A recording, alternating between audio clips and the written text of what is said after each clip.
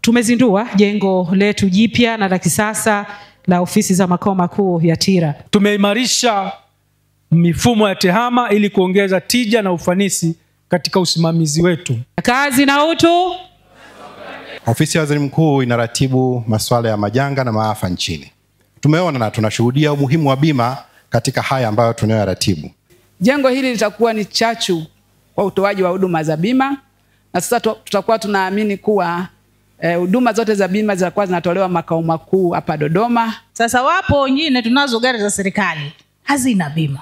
Usajili unafanyika online na leseni unapata online, na hauwezi kuja ofisini kufanya na kuleta makaratasi.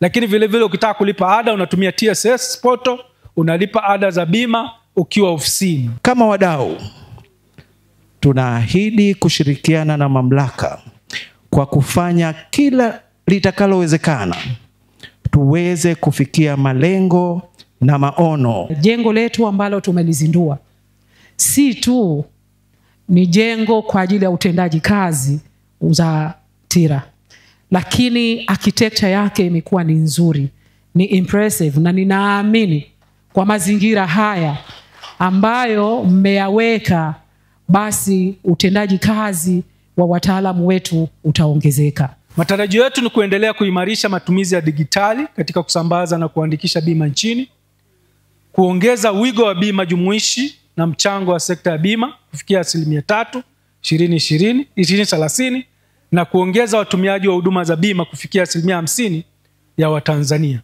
TIRA tuna kazi kubwa ya kufanya. Tutaweza kuwashawishi walio wengi kukata bima, hususan bima za majengo. Na kwa kuwa leo tumezindua jengo, naamini hili nalo litakuwa mojawapo ya majengo ambayo yatakatiwa bima. Tuendelee kuwa mabarozi wa kuendelea ku-engage na public, kwa maana ya wananchi, ili waendelee kutumia huduma za bima zaidi, kwa sababu ni muhimu katika ukuaji wa uchumi, ni muhimu katika kujikinga na majanga mbalimbali. Kwa hiyo sisi kama serikali nafikiri ni jambo la kuanza kuliangalia, kuhakikisha kwamba gari za serikali zinakatiwa bima walau ya third party, ili inapotokea ajali basi wale ambao wamekuwa involved na wenyewe waanze kuwa compensated kupitia bima hizo. Na kwa kufanya hivyo pia itakuwa imeongeza hata wigo wa bima. Fedha za bima hizi ndio hizo zinazosaidia pia kukuza uchumi. Zinakaa kwenye benki, watu wanakopa, serikali inakopa. Kwa hiyo na sisi tukichangia kupitia magari ya serikali itasaidia sana. Unajua, unapaswa kuwa wa kwanza kupata habari zote kiganjani mwako.